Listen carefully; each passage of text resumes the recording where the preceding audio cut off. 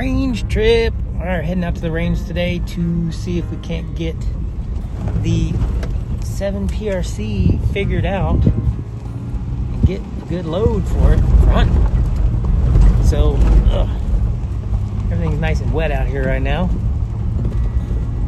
Good rains in the last few days. Let's see if we can't make our way to the range. It's gonna be hopefully a successful trip. I'll follow up shortly. Hopefully nobody else is out here.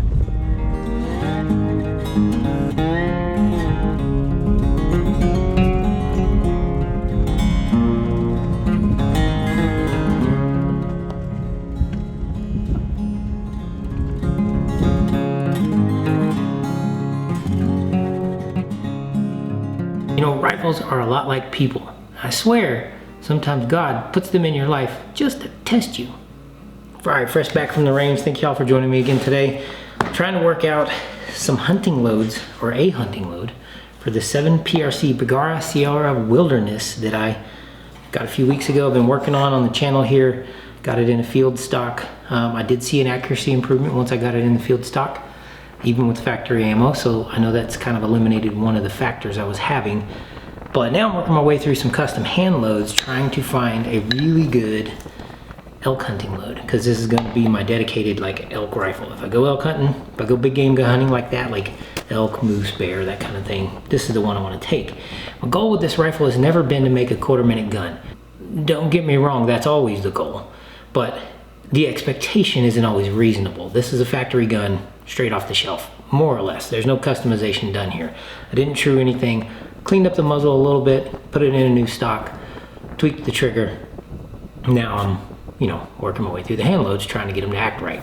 So the goal isn't necessarily a 1/4 minute gun or even a 1/2 minute gun, but a good functional hunting load and a predictably accurate and precise hunting rifle. For my load, I have kind of gone back and forth with copper bullets versus bonded core bullets and stuff like that.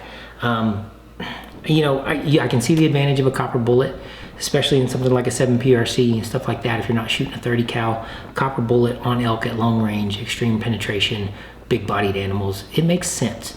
But I don't think you need to have copper for everything. I think copper can be beneficial. Personally, I like bonded core bullets. Of the ones out there that are available, Accubond Long Range from Nosler, I really enjoy these type of bullets. I've gotten good results with them in the past. Good accuracy with them, good ballistic coefficient. They're usually not what I would call the most precise, in that they're generally not as precise as a match bullet insofar as being 1/4 minute or 1/2 minute, all day long type of groups.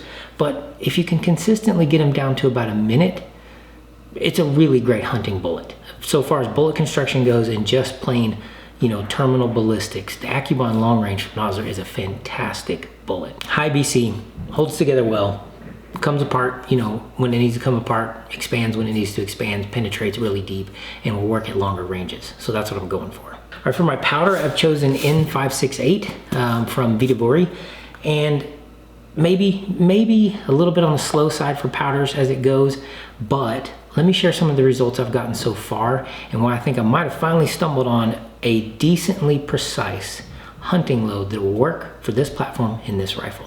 Okay, I started working loads up with this a couple weeks ago, and the Vihtavuori N568 was actually on sale, so I got a lot of it just because it's good in other magnums and stuff like that, and I also reload for family members and stuff like that for their magnums. So it's a good powder I can use in a couple different calibers.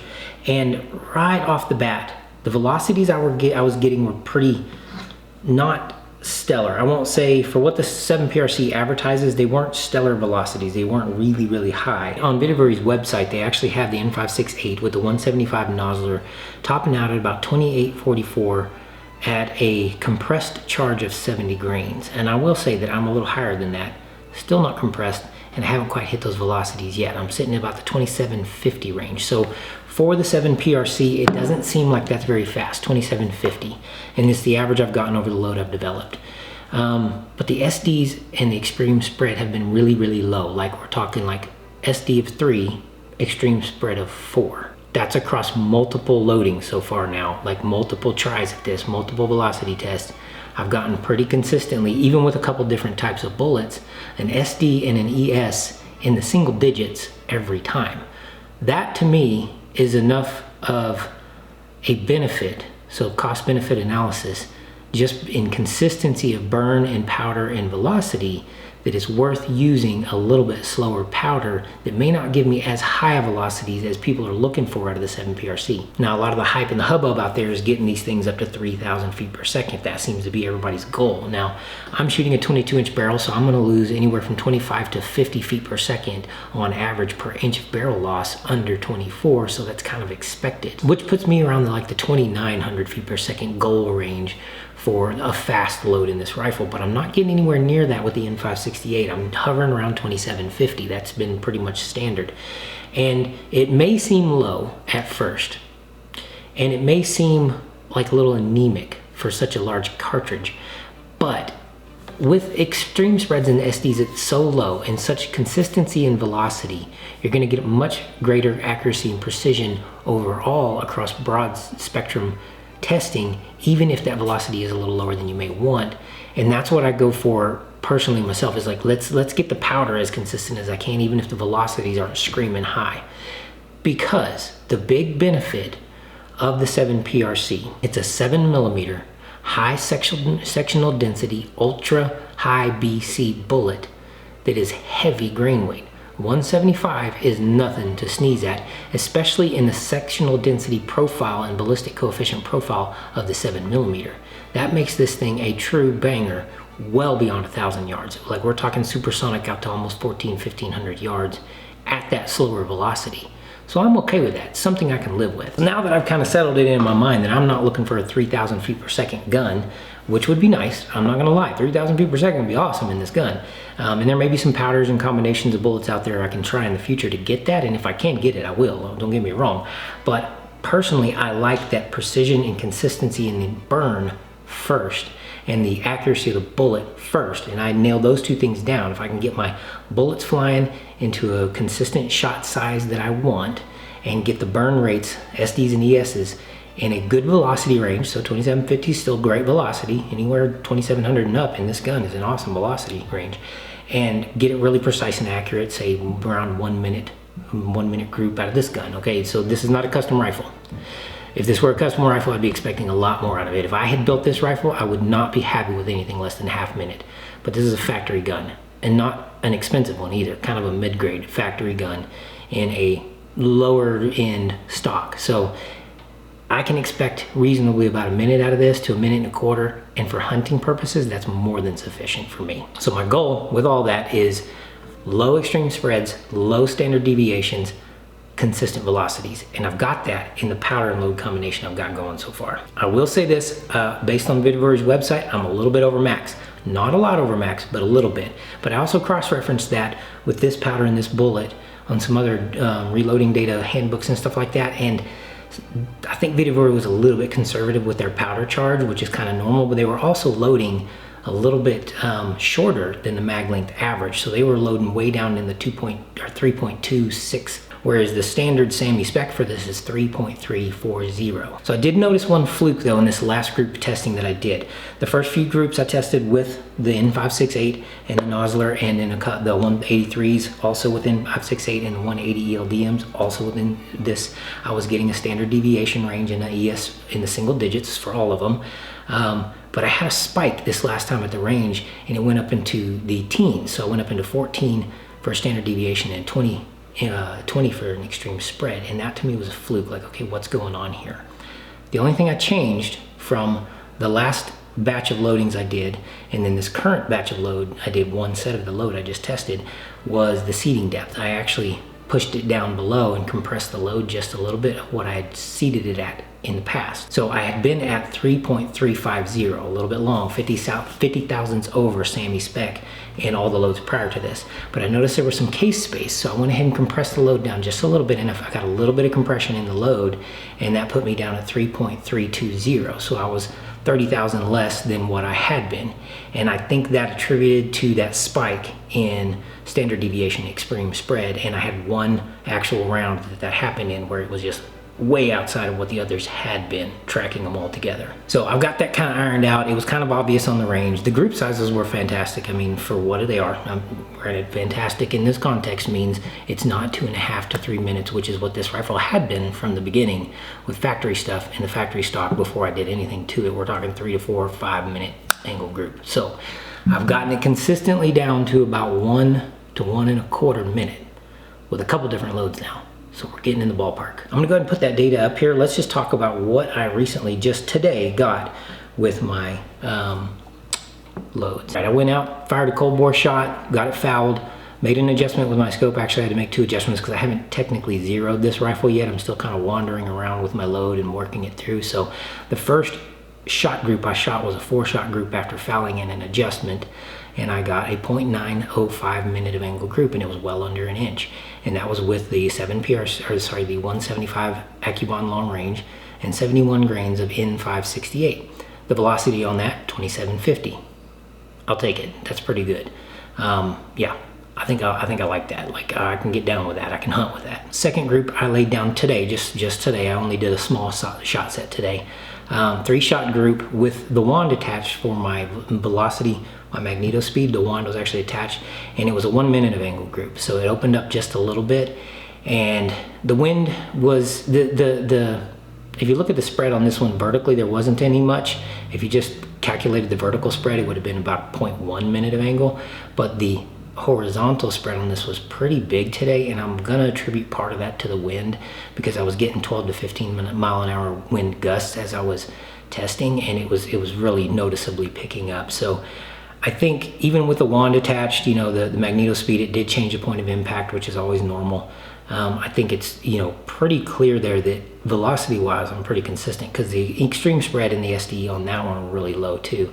And then the next group I kicked out, which was one where the fluke happened, and I kind of threw that data out in that it's not, there's a fluke there, and I can't figure out what. I'm going to test again. I'm going to reload at that longer seating depth, so pushing them back out towards the lands a little bit and going 10,000 over SAMI spec for load seating depth. All right, and then I went into a testing group with the 183 Sierra Match Kings and a little bit of a hot load with Stayball HD. I was trying to push them, and I got the velocities up there to about 28, just a little over 2800 with this, but the SD and the ES were really low as well. So there was like really good consistency there so far as the velocity and load go. They were all in the single digits, which was surprising for Stayball HD. So it was single digits for standard deviation extreme spread. I think it was like 5 and 7, something like that, or 3 and 5. I wrote it in my notes. I'll put it up here.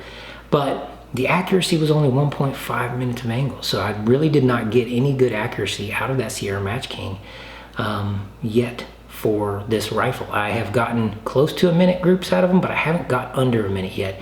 And it's really surprising to me with the Sierra Match Kings. I will say that there is an optimized 180 Sierra Match King for the 7PRC that Hornady advertises on their website, and I haven't tried that one yet. The 183 SMK is more of a VLD style bullet with a pointed cone and all that stuff on it. And I don't know that it's optimized for this barrel twist rate in this specific rifle. So I might bump back to the 180s, the ones that are optimized for the actual 7PRC and advertised on Hornady's website as such. They're 180. I'll put the information in the link up here, and I've got to find some first. I didn't see any graphs when I was on there the other day, but I think I might bump it back to a 180. I think the 183s may just be a little bit too much, a little bit too long so far as distance to land's throat and all that stuff in this rifle and the twist rate of 1.8. I'm not feeling the warm and fuzzy with them. I'm not thinking that those are going to be a 1 minute capable load. Now I've tried them with the Stayball HD, I've tried them with the N568, and I got a fantastic set of velocity data with the 168s, or with the N568. I got down to like 2 and 3 as standard deviation extreme spread. It was ridiculous. It was something stupid. But the velocity was really low. We're talking like 27 and 2675. Like I was down 2700 or lower with that load, and the accuracy wasn't great either. So I'm thinking the 183s may not be the best bullet for this for a match or target or long range bullet. Second group I shot with the 183 SMKs, another 71 grains of stable HD, also really good. This one had the wand attached to the end of the barrel, and oddly enough, with the wand attached to the end of the barrel, closed the group up to 0.9 minute of angle, so it was under a minute. What is going on there? All right, so what does that mean going forward? I think the hunt continues for a good match round for the 7PRC Bergara here. I think I'm gonna try out some different powders, maybe H1000, maybe get some Ramshot Grand. I've heard good things about those powders. H1000 is what everybody seems to be like the go-to powder for this cartridge. And, you know, might as well try what's working for everybody else, you know, at the end of the day. But I do wanna get a match load worked out. Not getting the results I wanted, but I think we finally found a functional hunting load for this gun, at least. So a functional hunting load for me is something around about a minute and a half consistently, good velocities, a good actual bullet and bullet construction, good terminal effect on target out to reasonable hunting distances. I think well within 600 yards, which I would probably never take that shot with this rifle. On an elk, I think it's going to be more than sufficient just based on the data I have so far.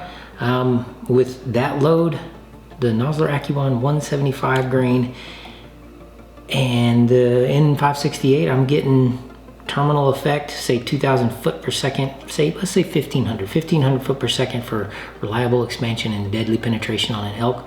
I'm getting 1,500 feet per second or foot-pounds of energy well past 600 yards with that load as it is right now, and it's supersonic out to around 1,300 yards.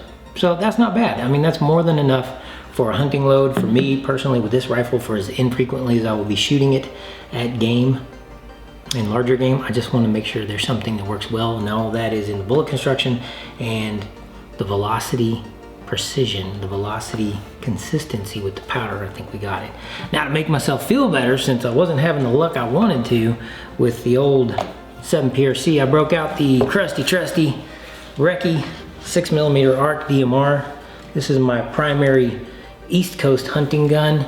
Taking some game with this one, and I went ahead and busted that dude out just to lay down some groups for the fun of it and make myself feel a little bit better about my accuracy. And of course, all those groups came in around about 3/4 of a minute. And with this gun, the shell barrel, 16-inch shell barrel, that's pretty dang spicy. I'll take it. Makes me feel way more better about myself today. All right, shooting magnums, working the load up for magnums and stuff like that is definitely fun. It's definitely an interesting thing for me. I haven't done it in a long time. I haven't actually owned a magnum in a while, so the 300 Weatherby was my last one, and that was 20 years ago. So, new learning curve. It's always good times. Thank y'all for joining me again today. Be safe out there, stay sharp, and have some fun. Y'all be blessed.